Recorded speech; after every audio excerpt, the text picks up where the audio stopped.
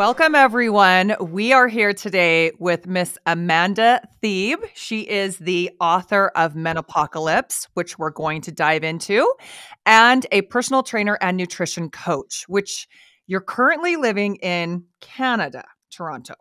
Correct? Toronto. So welcome, Amanda. I am so excited. Let me tell you first why I know that we're soulmates. Do you want to know why? Why? Because as I was reading your book, I'm just going to pull up. I was like, this is meant to be. Shift happens. Oh, that's genius. Isn't it funny? That's my brand. Funny. What? That's your brand. Shift. Well, anything happens is my brand. So when I saw Shift happens, I was like, okay, I love her already more than I already do. So there we go. Yeah. Of course, your Haley happens. Of course, that's right. Yeah. Well, you can use it. It's my gift to you. If you want to do if you want to do Shift happens, then it's yours. This is so funny. So my husband was like 20 something years ago, started his Instagram, and he was Steve Happens. Is this Steve Babcock? This is Steve Babcock, aka Steve Happens. And he went to interview for the job. We lived in Utah at the time, for this advertising job for this massive company that had relocated to Boulder, and they had the Volkswagen account, and it was their main theme was for Volkswagen was safe happens. So when Steve came in, they were looking at his Instagram and they're like, you totally ripped this off. And he was like, I had my Instagram before Volkswagen came up with this. And so I was always like, please let me have Haley Happens when I was looking up, like trying to find my name. And he was like giving me these other things like Haley's Body Shop. I was like, yeah, I'm not vibing with that. We're going with Haley Happens. Haley's Body Shop. Yeah, no. Haley Happens is, in fact, I actually thought that was your last name at first. Maybe you should both change your name to Happens. Let's do it. Oh gosh, you should. Stephen Haley Happens. Yes. I mean, my maiden name is Harper, Haley Harper, and that rolls off the tongue way better than Babcock. I'm actually really mad. Steve knows this. This is no surprise. I'm like, why didn't I keep my own name? I did. See, I love that. I didn't know. But that's because I was married before and I changed my name. And it'd gone from Amanda Thebe to Amanda Harrison. And I kept looking in the mirror going, you're not an Amanda Harrison. So when I married my next husband, the first one was a practice one. When I married my next husband, I was like, yeah, but I'm not changing anything. And he was like, yeah, fine, whatever. I don't care. So I love it. I'm already a fan of your husband from what I read in the book. I'm like, this guy, one day we're going to meet and I'm going to like him already. He's Scottish. Oh, I love the Scots. Yes. Love it. Well, let's dive right in. Amanda, so I gave a little intro of you, but what else can you say about your credentials and kind of what made you want to write this Menopause book? I didn't want to write it. Who wants to write a book about menopause? Come on. I mean, it's like, when you're little and you're like, I'm going to write a book. And mine was always going to be about like travel and it ends up being about menopause. So it wasn't on my bingo card, but similar to you ladies, I'm in the health and wellness space. And, I started after school as a hobby. I did my personal training qualifications. I did like step and spin, all of it, right? And so I felt like I really understood human physiology. I studied nutrition. I felt like I understood that. And then when my own personal health started to be impacted in my early 40s, I thought I was like seriously ill. That's what I assumed, because I was like, well, it can't be anything other than a sickness, because I really wasn't doing very well, and went to doctors and spent a couple of years like spinning my wheels in the medical sort of abyss. And they were really helpful, going, yeah, we can see you're not well, but we don't know what's going on. And it was, I talk about it in the book. I go and see a gynecologist and he says, oh yeah, this is just perimenopause and, I can help you. And I'm like, what is that? What's perimenopause? Because this is 10 years ago now, more even. And I was like, I've never heard of that word before. And so my first reaction was relief, going, okay, so I don't have a brain tumor. That's good. And then I was just pissed off. Then I was just like, why don't I know about this? I'm sort of in the industry that should know about what happens to the human body. Anyway, it made me just sort of go down a bit of a perimenopause rabbit hole. And I started reading the Menopause Society's like position statements and studies, and then reaching out to subject matter experts and just saying, what is all this about and why didn't I know? And then it sort of got me to where I am. I started writing articles, doing podcasts, and then just put it all together in a book. But I wanted to do it because when I wrote my first article, I think I called it the shite that nobody tells you about perimenopause. And it was just a rant. It was terribly written, but it was a rant. It was just like, I'm pissed off about this and I'm pissed off about that. And what the fuck? It was one of those type of things. And it went sort of a little bit viral for me. I think it got like 70,000 like views. And so I then started a Facebook community group. And I didn't try and grow it actively, but there's still, I think, about 30,000 women in there. And I just started making it a place that nobody could sell us anything, but you just go in and you just talk about your experiences. And it made me realize when I was reading these messages that my story was basically everybody's story. We all had a version of that story. And I think that's why I thought, well, if I can impact 30,000 women, if I write a book, then I can reach more women. And that was really why I wanted just to have it all in one place and it be a helpful guide. I love that. Yeah. I mean, I feel like, menopause, like you said in your TED Talk, it's having a moment. I mean, there's cruises, there's like retreats, there's all sorts of books coming out. And I feel like now in the next 5 years, we're going to see this like really saturation of this menopause, which is good that it's getting talked about and everything, but it's like everyone's jumping on ship. Like it's a bandwagon. There's a bit of a bandwagon, right? And I was reading last year that the menopause industry, because we can call it that, is worth $16 billion. Really? It's what? That's nuts. And the majority of that comes from supplement sales and diets. Oh. And that shouldn't surprise any of us that they're the big things, because what do people do? They see women who are vulnerable, struggling, potentially putting on weight, and then they go, let's sell them some bullshit, crappy supplement that promises them like the world. And we're not regulated, so who cares? No one's going to do anything about it. The FTC have pulled a couple of them up, and there's a couple of products being pulled. But there's millions out there. Like most of these companies will get away with selling products, and women are just, and it's compelling in their marketing. And most women are just fed up, and they're just like, well, what if I can take something, then I'll try it. It's not on them, Yeah. It's on the companies. Yeah. I just posted this morning. I was like, we're the cash cow in the fitness and nutrition industry. We're the ones that have the money.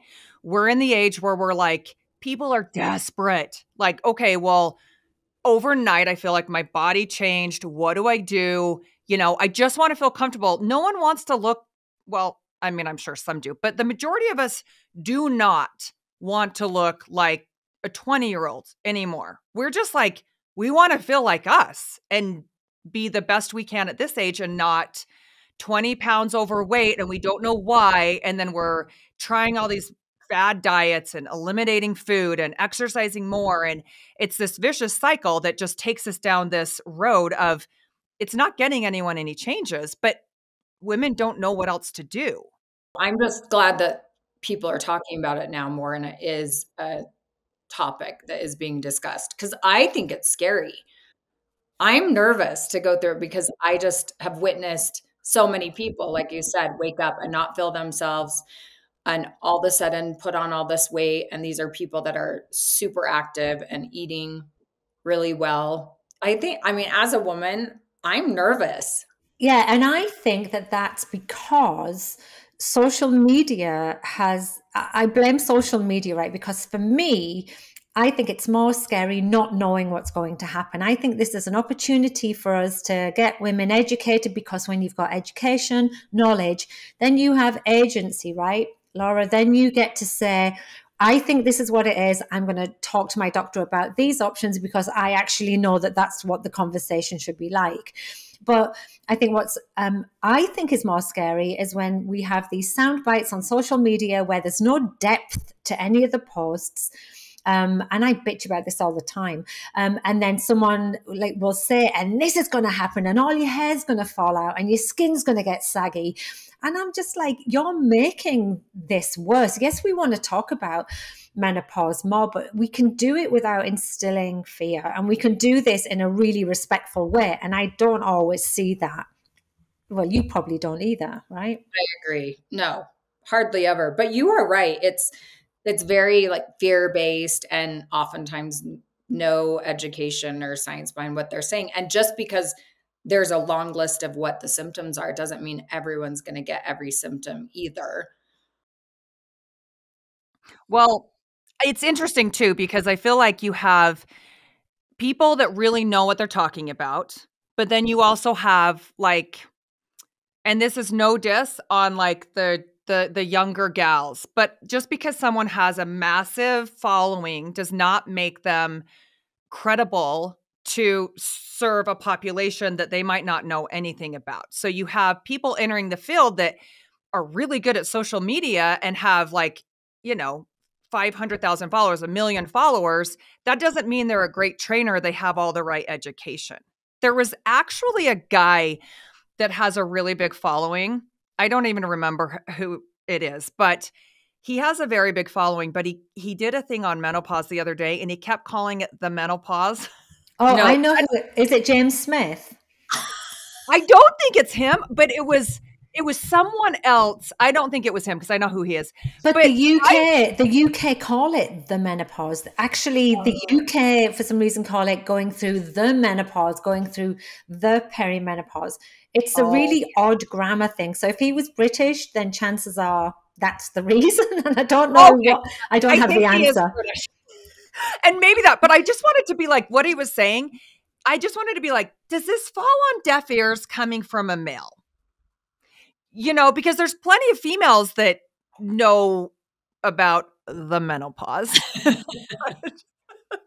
I just was like, I was curious because the way he was saying it, and he was trying to be polite and, say this, but I wanted to be like, you guys just don't know. This is why in my fat loss course, Tony he records all of the education and he will not do the menopause one.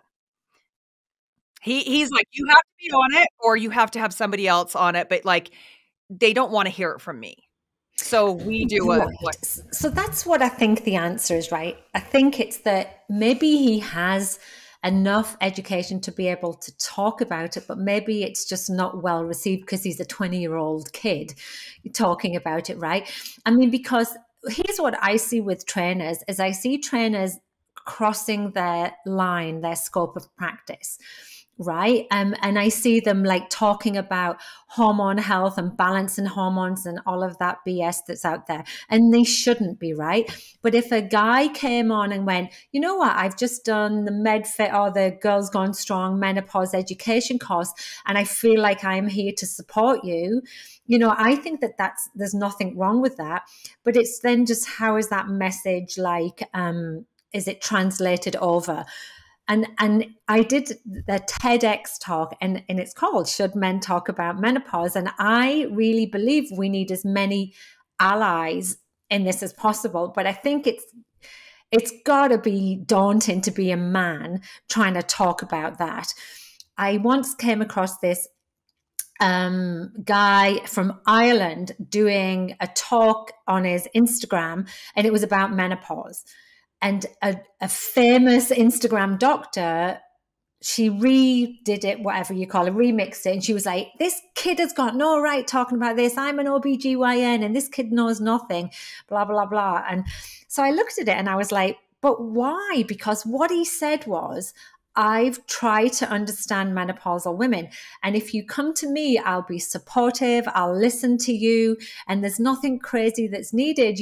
I want to help you with the foundations of your training and your nutrition. It was literally one of the best ones I saw. And so I'm like this about it, because I'm like, there's ways of doing it, as long as we're not getting mansplained, and as long as they're not trying to say, oh, I know how it feels, because clearly they don't, right? I mean, when I was a coach in person in Toronto, before I crossed the Rubicon to Texas for 4 years, I had an in-person business. And some of the older ladies, which are my age now, would come in and go, oh, menopause is kicking my ass, or I can't jump today because I'll just piss my pants, or whatever. I'd go, oh, really? Oh, what a shame. Because I was like clueless. I was 38 and I was like, what are you talking about, right? So I often think that women don't even get it, right? So if someone's took the time to get the education and feel like they can be an ally and a supporter, then I'm okay with that, I suppose. Yes, I actually take back what I said. It didn't come out as I was intending, but I agree. It has to be. I loved that part about your TED Talk about including the men, because like you said, like your husband was like, I thought you were going to leave me. Like, I didn't know. I was. Shh, don't tell him. Don't listen to this podcast. Yeah. But I mean, it is. It's important to have the conversations. So what does your fitness look like now opposed to when you were premenopausal? Has it changed? Oh, I'm doing this really great program by Hayley Happens. Have you heard of it? I could have kicked your ass this morning. Oh my God. I mean, I'll answer your question in a minute, but I just want to bitch for a little bit. I am unfit.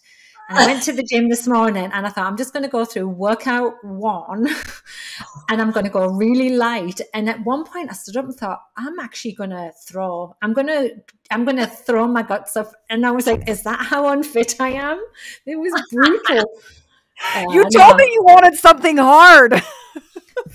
Fucking hell. Anyway, so I did it and I'm fine. I won't be able to walk tomorrow. It was all posterior chain and it was all central nervous system stuff. And it was literally central nervous system overload. I knew, when you get the shakes, and I was like, anyway, the worst.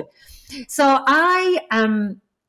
so what have I learned about training, and what did I feel, and all of those things? And there's not a ton of information out there. My first person I came across was Stacey Sims, her book Raw. I remember reading it thinking, you're the only person I know that's ever talked about how to exercise as a woman. And I never really bought into her cycle thing. And the reason I never bought into it, because it never impacted me. When I went through my cycles with my periods, I could train the same all the way through. And I think that to me was how I approached going into perimenopause personally. It was like, I think I need to just look at this and go, do I feel like I can do it today or not?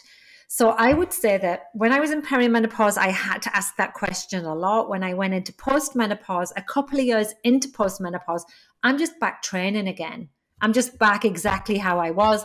And that is lifting, strength training, 3 times a week, doing some cardio work that I like doing, which is usually running and swimming, walking a lot, right? That sort of was where I was before. But in perimenopause, I had to change it up slightly. And what's really interesting is when I wrote the book, I never do circuit training, right? And I always do functional movement. I do full body workouts. When I wrote the workouts in my book, I wrote them in a circuit fashion, but they're still progressive overload. They're still rep based. There's still rest incorporated into it. But what I wanted to be able to say to women is that if you wake up and your energy level's like a 6 out of 10, you're probably not going to hit like a really good workout today, but you need to do something. So why don't you just do one circuit of the workout? And then if you feel good as you go into it, then you can do it the second round. And that's why I wrote them in that particular way. And then, there's going to be days And I personally had them where depression was so overwhelming for me, it stopped me in my track. My migraines were chronic. I had like some months where I only had 5 days without a migraine, and I just couldn't do stuff. It was brutal. So I'd be like, I need a win, and that win is going to be a walk. I'm going to go outside for at least 10 minutes. And I just readjusted my thought process. And I remember doing a post on Instagram. It's one of my pinned posts if someone wants to go and read it. And it was a scale of 1 to 10. And I was like, check in. Before you work out, check in. And you're allowed to adjust your workouts based on how you're feeling. And what was really interesting is women were like, we're allowed to do that. You're allowed to say, oh, I can't do my workout today, or I'm going to just cut back. And I'm like, yeah, you're the boss of you type thing. Yeah. And it was amazing to me that women didn't realize that. And I thought, we're so immersed in this world, we know it, that we realize that there's women out there that need that type of guidance, right?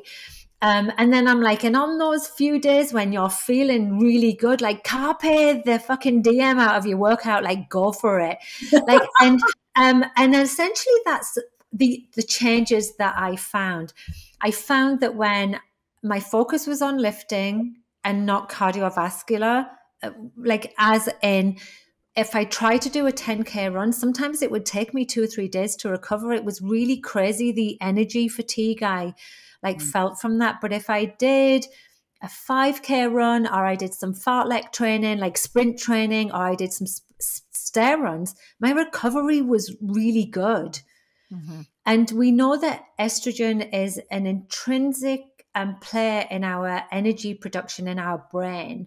And so when we're going through these fluctuations that make no sense, do they, ladies? Like they go up and down and back and forth, and you might have one symptom one day and it might not come up again for another 2 or 3 weeks. And so you're playing with the unknown. And so I just tried to sort of like work within what I felt was going to be something I could recover from, that was hard enough. I kept saying shouldn't tickle, those type of things.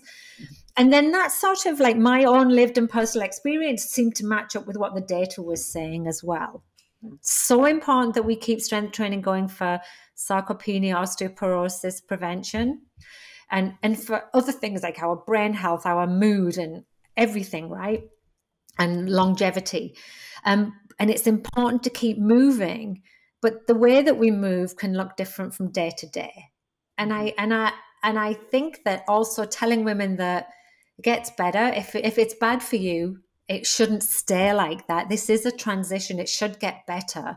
And to just keep taking these small steps forward, because that's where the progress happens.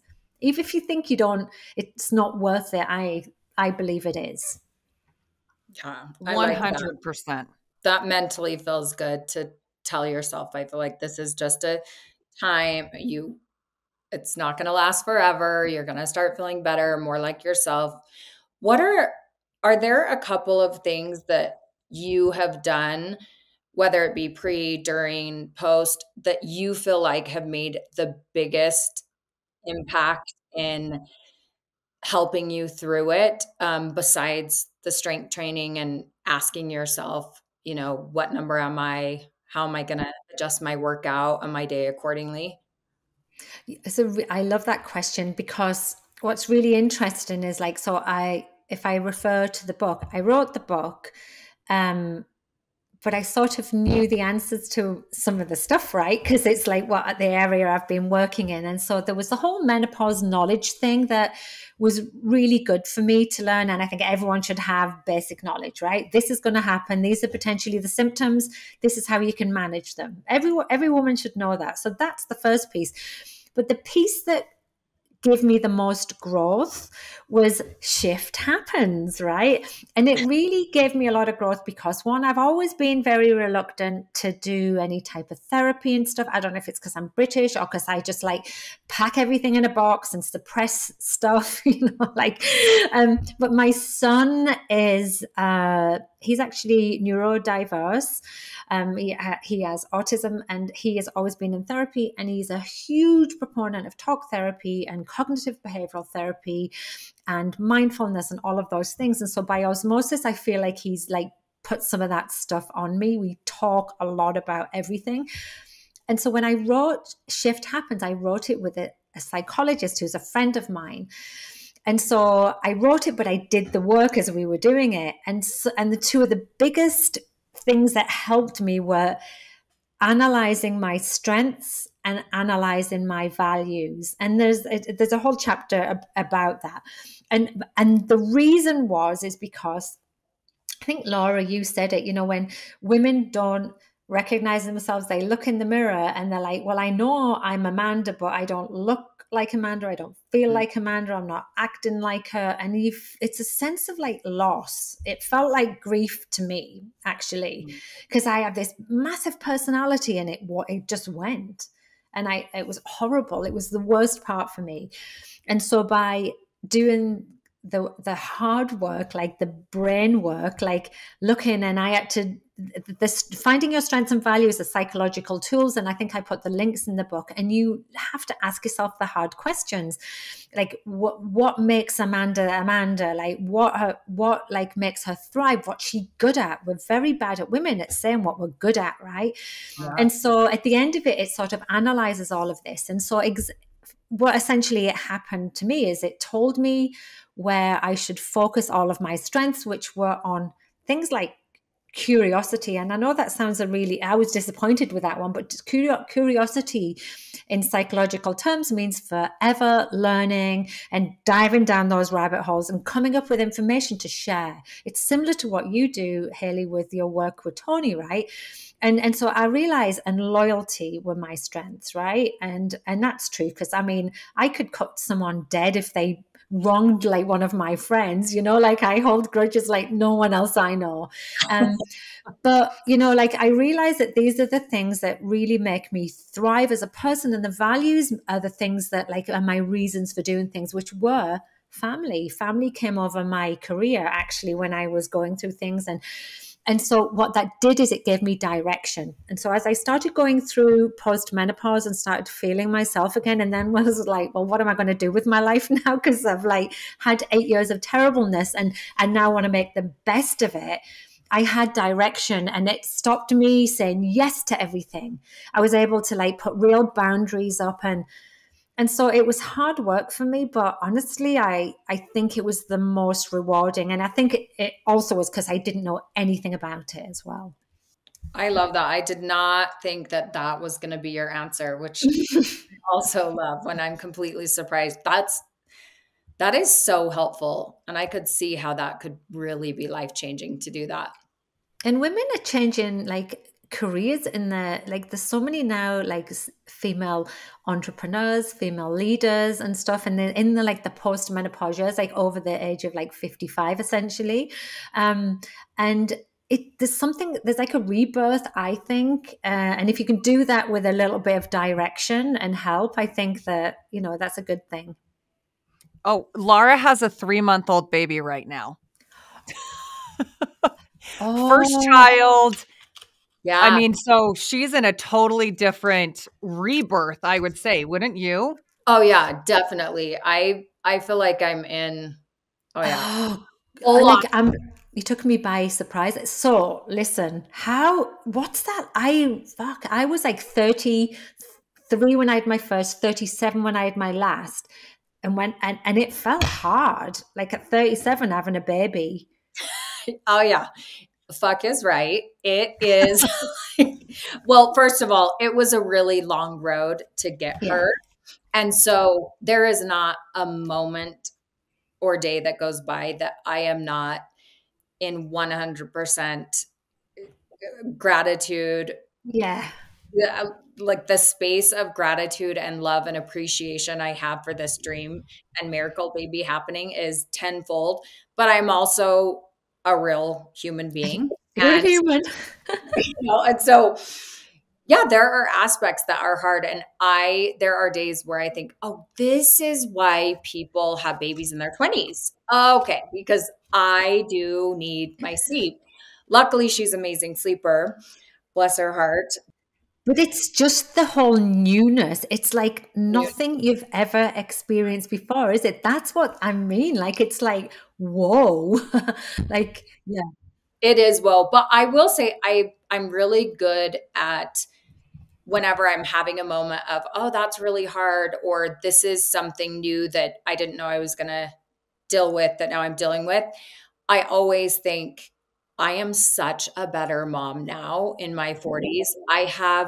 I didn't have wisdom to pass on in my 20s. I mean, I was just trying to figure me out, life out, do my best, have a lot of fun, maybe too much fun. So I just feel I'm actually happy that it, I am having a baby in my 40s for that reason.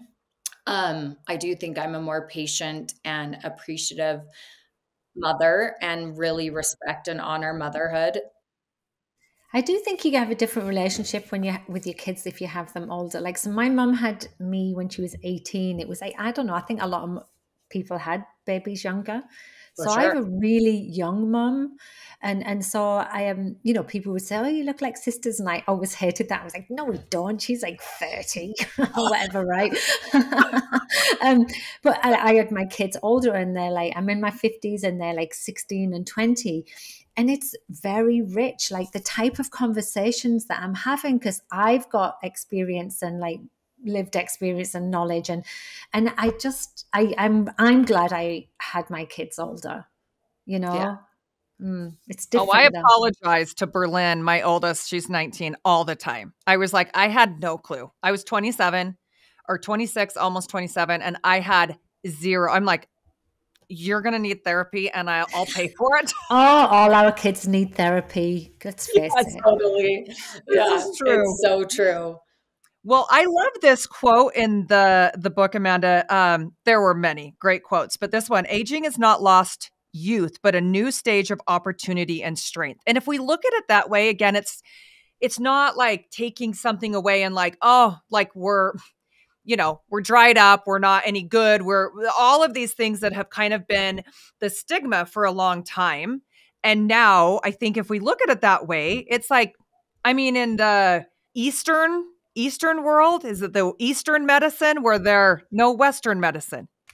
The Eastern cultures, like the Asian cultures, really respect their Yes. elders. They like to the point where, you know, I was talking to a girl the other day when I do workplace talks, and she was from Thailand, and she went, "I'd never heard of the word menopause," and I translated it into Thai, and it's called the golden age. And she said, and oh, I know the golden age. The golden age is we really revere like our older women. We think they're the experts in life, and it's the same in China. Like, and you know, the way that they do their Eastern medicine there, they do it in 7-year phases, and it's called the second spring. You know, so it's just not respected here. It's not respected. Neither is getting old or getting fat, having wrinkles, having gray hair. The whole thing it's just not expected of us. I mean, I rally about that all the time. I mean, we should be allowed to do it the way we want, right? And yet there's an expectation of like this whole Ozempic thing at the moment. Everyone's on it in Hollywood, and I was looking at the Golden Globes, and everyone was like, "Doesn't Oprah look amazing? Doesn't?" And I'm like, "She sort of looked amazing before that too." Yeah, Stop tying our body size and shape to worth. And we all talk about this, but I just feel as though when you get older, you've got ageism in the mix as well, right? Oh, 100%. And I would have to say, Laura, you're living in Utah, but when I went to Utah, I was like, there is an Ozempic billboard, like every fifth billboard was There like is. I'm not down in Salt Lake that often. That's bad. on I-15. It's hilarious. It's like get married, divorce lawyers, Ozempic. The circle of life. Exactly. I do love that quote. And I do think hopefully this will continue to progress, but I do think that women are getting better and age is not as daunting because 50-year-olds, I mean, I do feel like 50 is the new 40, 60 is the new 50, whatever you want to say. But I have 60-year-old friends. One of them, she's 61. You would never know. She is looks amazing. Of course, has she aged from 40? Yes, but she looks phenomenal. She's in incredible shape, has a huge sexual appetite, still living her Oh, life. oh, lucky her. Jealous. Yeah. I know. Yeah. I mean, she does. So I don't know. And it's about that, right? It's about living more vibrantly. And I think that, when I'm looking at like people who I admire, say on social media, and I see all these women in their 60s, 70s, and 80s, and their strength training and their water skiing, and they're doing all of this stuff, that's inspiring for me. And I think that like living longer with quality and enthusiasm. And I also think, we've come a long way with, we care about the way we look. I don't care what anyone says. It's part of the puzzle. Yeah. We can dye our hair, we can have Botox, we can do all the things if we want to do those too. And so if looks are really important to people, we can do all of that. I don't care what people do. We've all got our personal comfort zones, right? Mine is I won't do anything to my face, but I dye my hair because I don't want gray hair. I got like a few coming through there, and I'm just like, I just don't know why I can't do gray. Oh, I'm with you on that one. You have beautiful skin though. Oh, thanks. I mean, I've got makeup on for you. That's why I think today I've like put a bit of a lippy on, a bit of effort. But I'm 53 and I think, it's fine. Like I don't mind the way my skin's changing though. And I think that like it's an attitude thing as well, right? I met Naomi Watts last year. She's doing a whole lot of menopause stuff and she's got skincare and stuff. And it was really refreshing to get up close to someone and see that she's just going for it. She's embracing it. It was actually like, I thought, that's refreshing, right? Because she's sort of saying, I'll do it my way and it's not the way that's expected. And I think that's sort of my thing as well. Yeah, that is refreshing. Wait, can we talk about sex for a minute? Did you did you have zero sex drive during menopause? Brutal. Oh, it's brutal. Yeah. What about you, Haley? You're not in menopause yet, are you? Or perimenopause? No, but my husband would say I need to step it up for sure. It's like, yeah, I need to step it up. Here's the thing, right? So it flatlined for a long time, but I didn't realize I went through like an apathy. I just didn't think of it. Yeah. But clearly my husband was. I really like have a lot of respect for him because he never pressured me and he was very thoughtful and wasn't like, why don't we have sex anymore? But then I realized, I was like, oh my God, it's been months and he's never said anything.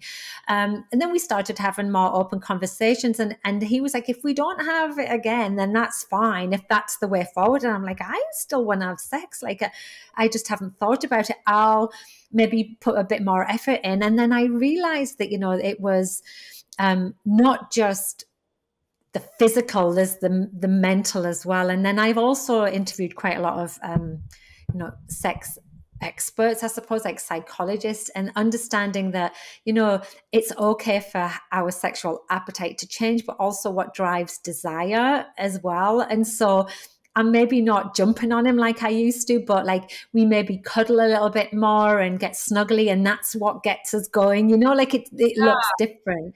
But I don't know whether he truly appreciated that. So we had some like deeper conversations about it. One of the things that did impact it though was like the physical changes, like the genital urinary symptoms of menopause are no joke. And I don't want to scare you, Laura, but everything dries up and some of it recedes potentially. Like you got to stay on top of that. So that's something I had to work on. Vaginal estrogen, moisturizers, lube. I smother it everywhere because like friction is literally the worst thing in the world. Yeah, I've heard that so much too. I mean, that's a huge one and one that not everyone wants to talk about. Or, I mean, I think women need to know too that you're not broken if you're not like falling all over your husband the whole time during this. No, I don't think so. Well, having a baby does that to you as well. Yeah. No, it does. Having a baby and even going through IVF, I mean, it really messes with your hormones. And I would definitely say your sex drive or your desire or feeling even desirable, Mhm. all, you just aren't feeling your best. And It's multifaceted, isn't it? Because it could be based on like emotionally how you feel about yourself. There's some women won't have sex because, say, they've got bladder issues. It could be like a symptoms type thing. It might just be that, you just your hormones are declining, and with it as your appetite as well, right? So, but it's something that is important to me, and I think that's a conversation that's worth having. And for me, it is important. It's part of my intimacy, and maybe I don't have to put out as much as I used to. It doesn't have to be too often, but a couple of times a week is like really doable. And I always say to myself, I always enjoy it, always. Otherwise I wouldn't want it as part of my life. And so even if I don't have the desire to start it, it always is worth it. And so it's just, and I think that's okay. And also I remember speaking to Kelly Casperson about this. She said, it's okay to schedule it. And I'm like, oh, okay then. And so like, I'll say to my husband, we're going to go out on Friday night and I won't want to do it when we get home because I'm tired and I want to go to bed and I want to read my book. Let's do it before we go out. And he's like, okay, fine. And like, They don't care. They don't care. Yeah, they don't care. I'm totally down for scheduling, especially when you have teenagers at home and they're privy to what's happening. So you gotta be like, sneaky, or like when they're at school, it's like, okay, well, now's the time. It's now or never. Like sometimes it's not spontaneous. This is the conversation I've been having with my husband too, is I'm just like, well, either it's not going to happen because there's kids next door in the next room, or you got to schedule. So I'm all for that. And I'm a big proponent of like sex not being always penetration as well. And what if you're same-sex partners? What if you're two women, right? I mean, get a vibrator, like have sex on your own. Like I think that it's just the like if it's pleasurable to you, then find a way to make it sort of work. And the genital urinary symptoms of menopause are worth talking about, because whereas other symptoms of menopause may come and go, the body finds like a sort of equilibrium in postmenopause. The genital urinary symptoms of menopause are progressive. And so the decline in estrogen it impacts so many areas of like the pelvic floor. It can impact the muscle of the pelvic floor, the soft muscle of the bladder, the tissues of the vulva and the vagina, and the pH level of the area as well. And so it can be problematic. And so there's proponents out there that are trying to get women to be proactive, moisturize. Like there's specific over-the-counter moisturizers you can use. Consider taking a estrogen, localized vaginal estrogen, because even if you're a breast cancer survivor, it's safe because it literally stays in that area. And there's different methods of delivery as well. And it's a game changer. It's a real game changer. So good to know. Oh, this has been so incredible. I always feel like when I'm about to wrap it up with my guests, I'm like, can we already schedule around a second interview?